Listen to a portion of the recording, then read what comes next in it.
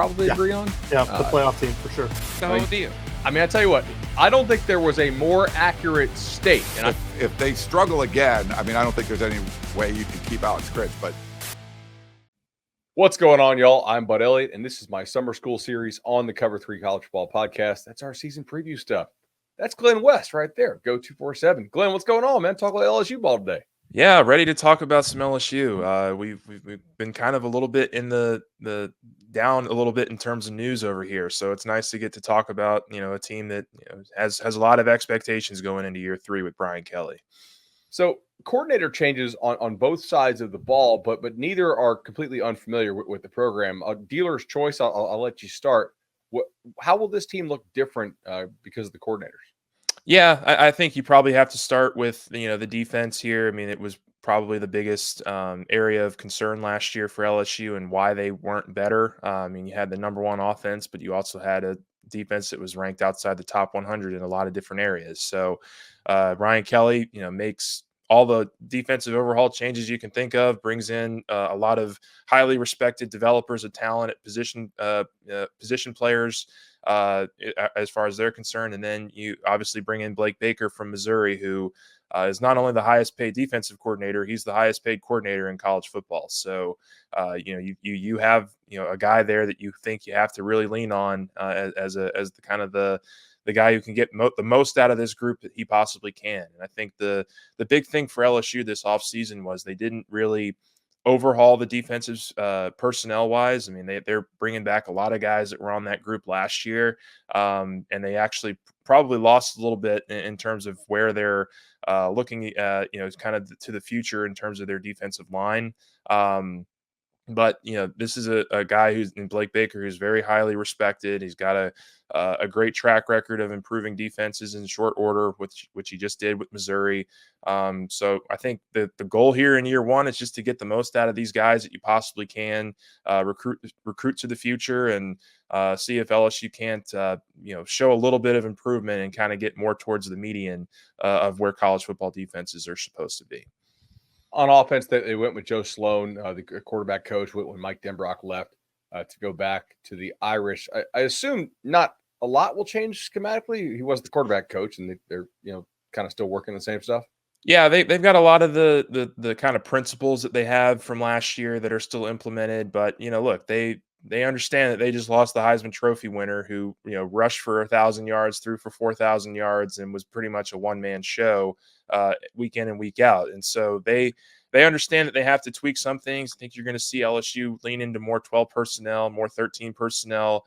Obviously, that's something that goes back to Brian Kelly's days at Notre Dame that they really leaned into. And they don't have as mobile a quarterback back there now in Garrett Nussmeier, so they've been working on some outside zone schemes that are really try to open up the run game.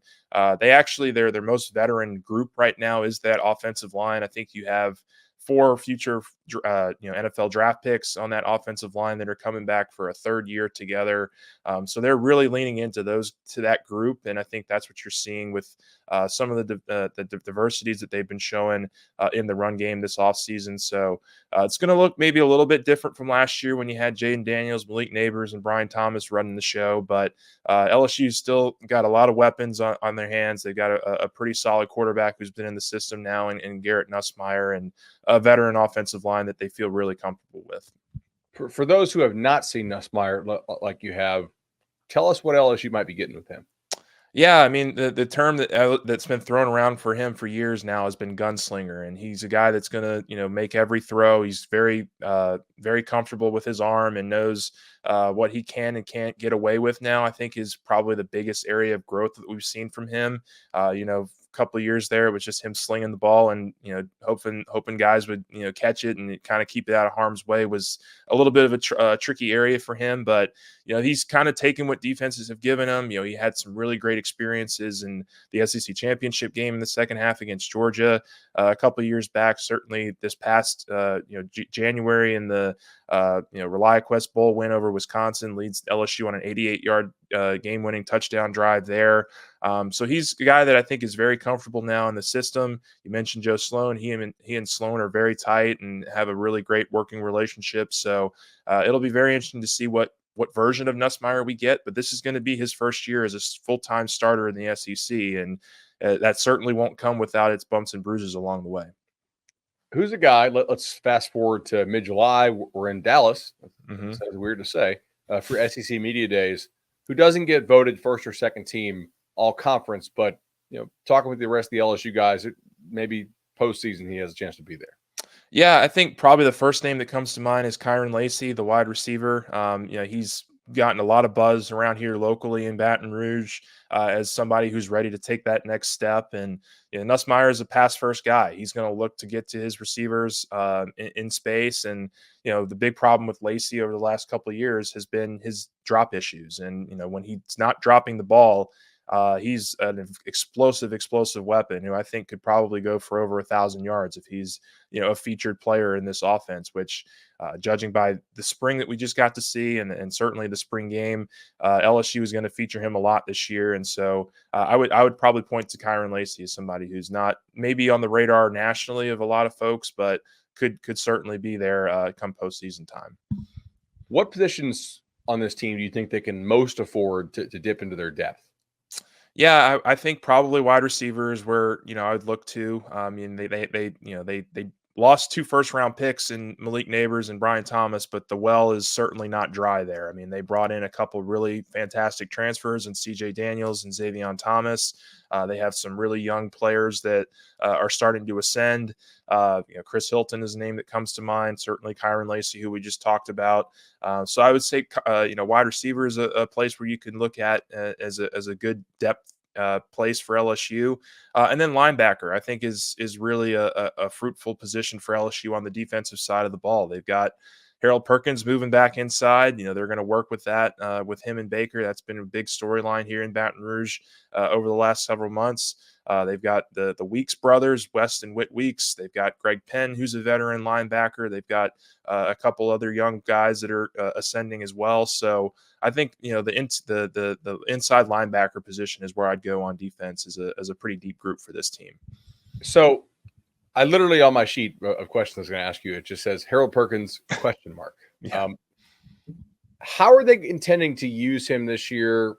And is the way they're intended to use him, is that more about like helping Perkins for the draft? Is it what's best for LSU? Kind of what are your just general Harold Perkins thoughts? Yeah, it's probably a little bit of both. I mean, I think they wanted, I think it was definitely Harold's idea last year for them to try inside linebacker, and they were obliged to it, and it just didn't work. He just wasn't ready. But I think they have an inside linebacker whisperer in Blake Baker that they feel really good about, who could be able to unlock, Perkins here. And we've actually had a chance to talk with Perkins a little bit more this offseason, and he sounds a little bit more comfortable with the position. Certainly has a great relationship with Baker. I think those two are going to spend a lot of time together here over the next couple months. But they have him playing the will linebacker position right now. He's going to be inside. He's somebody that I think at his peak potential at the position can be a difference maker for this defense. And his speed and his athleticism will help him get into the backfield. But as we saw at the end of last year, he was also showing some major strides in coverage as well. And so I do think that if LSU is able to finally kind of get him to lock in and understand the position a little bit more, and he's working more off instinct rather than just thinking about the position the whole time, I think he's in store for a big year, and LSU certainly would like that, and considering some of the other holes they might have on the defensive side of the ball. What's the fall position battle you're going to be watching closely? Yeah, there's a couple. Certainly the defensive tackle position on the interior, not a very deep group, not a very experienced group. And so outside of Jacoby and Guillory, really not a whole bunch of returning talent from last year that saw the field a whole ton. So they brought in a couple of transfers in JVR Suggs and Gio Paez during this last spring portal window. I would expect you see a little bit of them, a little bit of Jalen Lee, maybe the 5-star freshman Dominic McKinley, who we've actually heard showed up at 315 pounds and is looking really, really good. Yeah, that's a nice little development here in the summer.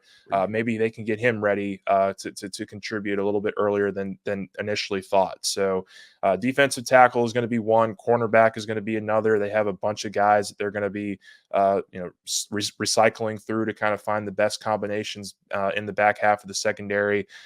So those are kind of the two that immediately jump off the page to me, but LSU certainly got a lot of work to do on defense to get back to a place where they've really pretty religiously been over the last 20 years, which is one of the best in the country.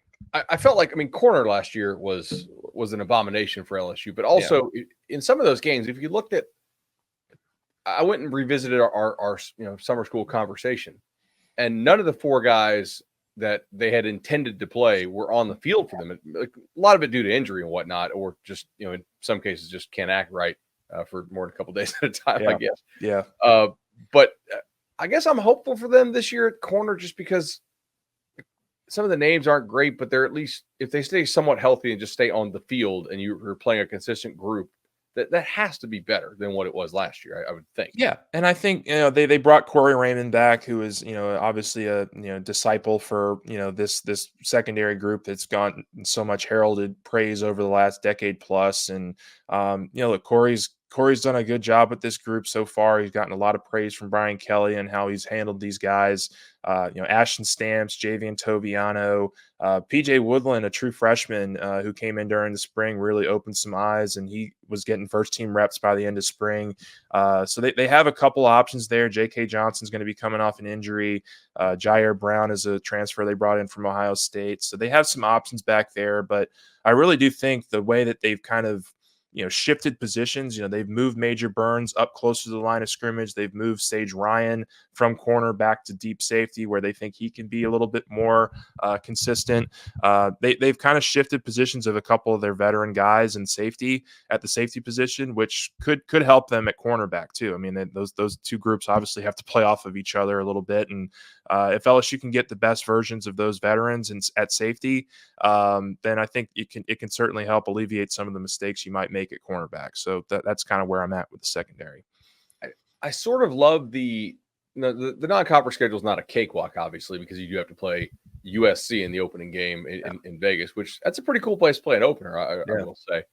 But within the SEC, no Texas and no Georgia, who are kind of the consensus two favorites for the league. And they get Vandy, South Carolina, and Arkansas, who are, I guess Mississippi State would be down there too, but like three of the four kind of consensus worst teams.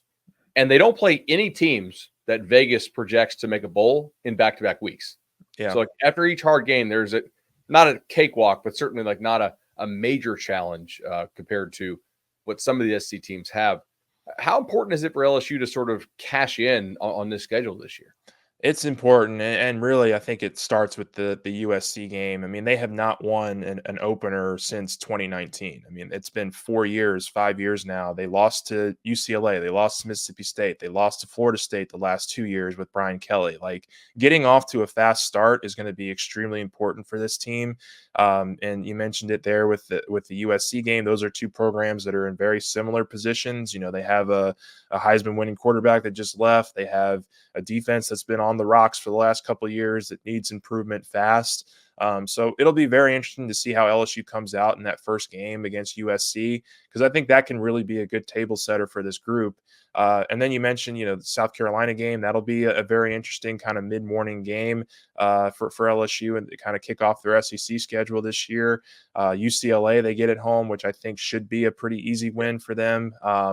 But look, this is a team that's got a lot of the kind of the old traditional games. They've got Ole Miss at home, which is going to be tough. They've got A&M on the road, which is probably not going to be an easy game. They've got Bama at home, Florida on the road. So there's going to be some difficulties along the way. But if LSU, I think, can get into that SEC schedule 4-0, 3-1, I think you like their chances of being able to kind of get out and navigate it a little bit better this year, and hopefully make a run at what many believe to be a critical year to make the playoff with 12-team expansion. Glenn, really enjoyed this, man. I know we've followed all your coverage on Go 24/7. You guys do such a great job. Yeah. All right. Thanks, bud. Appreciate it.